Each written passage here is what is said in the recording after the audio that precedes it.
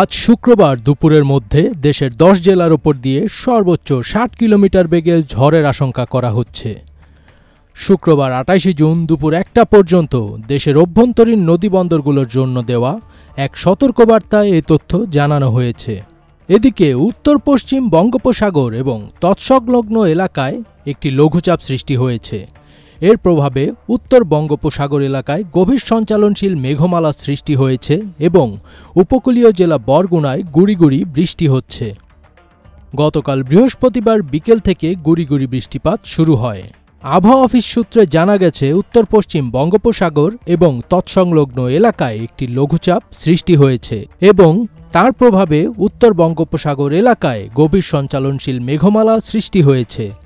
উত্তর বঙ্গোপসাগর বাংলাদেশের উপকূলীয় এলাকা এবং সমুদ্র বন্দরসমূহের ওপর দিয়ে দমকা বা ঝোড়ো হাওয়া বয়ে যেতে পারে। ওয়ালটন ফ্রিজ কিনে অনেকের মতো আপনিও হয়ে যেতে পারেন মিলেনিয়াল, সেরা পণ্যের সেরা অফার। তাই পায়রা সহ সব সমুদ্র বন্দরকে 3 নম্বর স্থানীয় সতর্ক সংকেত দেখিয়ে যেতে বলা হয়েছে এবং সব মাছ ধরার ট্রলারকে নিরাপদে থাকতে বলা হয়েছে। এদিকে আবহাওয়া অফিসের আরেক বার্তায় জানা গেছে, আজ শুক্রবার ময়মনসিংহ, যশোর, খুলনা, বরিশাল, পটুয়াখালী, নোয়াখালী, কুমিল্লা, চট্টগ্রাম, কক্সবাজার এবং সিলেট জেলার উপর দিয়ে দক্ষিণ অথবা দক্ষিণ পূর্ব দিক থেকে ঘন্টায় 45 থেকে 60 কিলোমিটার বেগে অস্থায়ীভাবে দমকা অথবা ঝোড়ো হাওয়া বয়ে যেতে পারে। সেই সঙ্গে বৃষ্টি অথবা বজ্রসহ বৃষ্টি হতে পারে। তাই এসব এলাকার নদীবন্দরগুলোকে 1 নম্বর সতর্ক সংকেত দেখাতে বলা হয়েছে।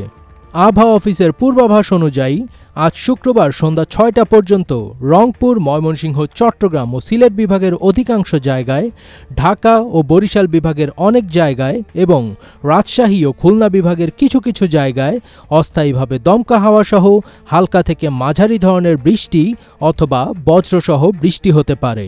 সেই সঙ্গে দেশের কোথাও কোথাও মাঝারি ধরনের ভারী থেকে ভারী বর্ষণ হতে পারে। ফার্স্ট বিট তাজ, ATN বাংলা।